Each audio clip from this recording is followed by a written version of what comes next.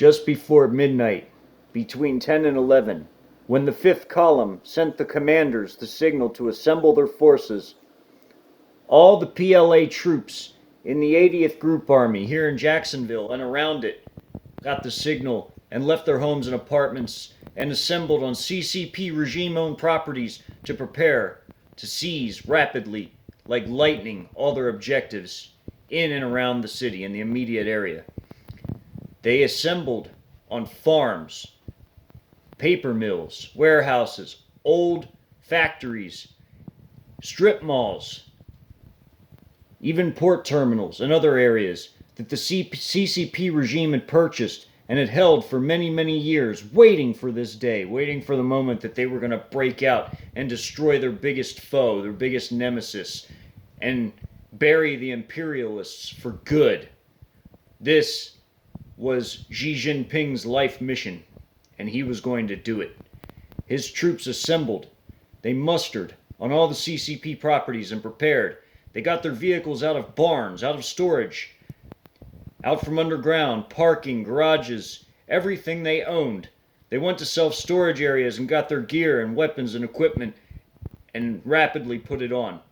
They checked all their vehicles. The mechanics looked them over. They did pre-maintenance services and checks. Helicopters were ready at CCP farms where they hid some of them under makeshift structures for this day. And they all break out. And I now take you to the city itself. This is Jacksonville, Florida. The Russians also come by sea. They come with a cruiser. And they come with 3 destroyers just off the coast of the city, off the Outer Banks. And they also come with a squadron of 8 Tu-22M heavy strategic bombers that will lay waste to many targets in the city.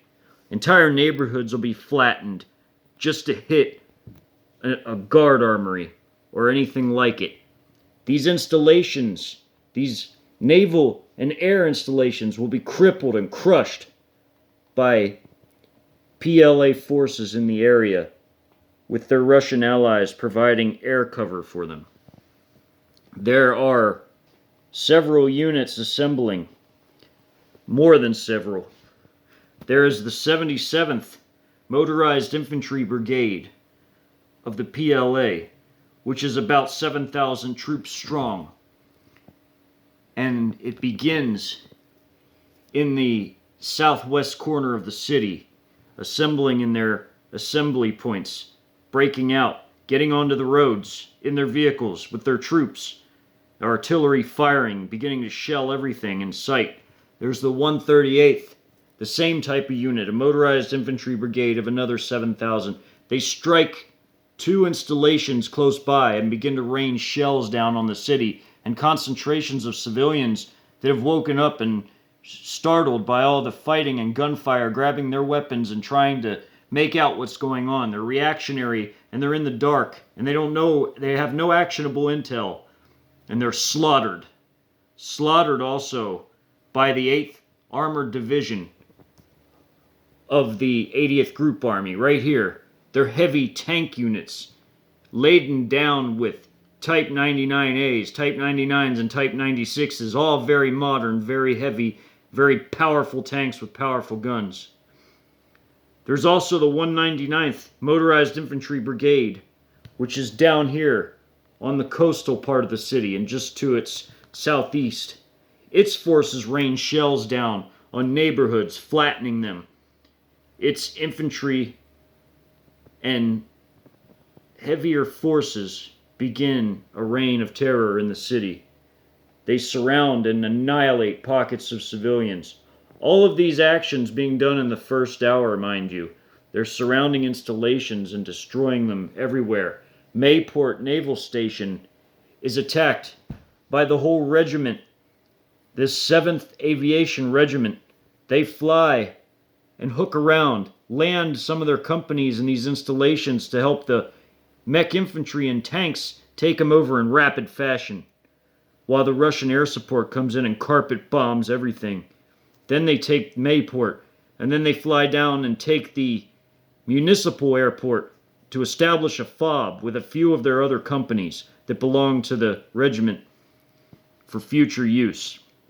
There is also the 8th Artillery Brigade down here, raining shells on civilian concentrations and another installation, flattening it. And there's also the ADA Brigade, the 80th ADA Brigade, the Air Defense Artillery, which they're scattered all about with these other units. And then there is the Mighty Eagle Spec Ops Battalion belonging to the 80th, and they are right here to help with the seizure of the base. There's no better unit to use than them for this type of operation, as they come equipped for the missions. Mighty Eagle Spec Ops Battalion is about 1,500 men strong, ready to roll. And that is just the beginning of the Battle of Jacksonville. I will continue in the next video with more details and breaking it down into even smaller areas with tactical maps.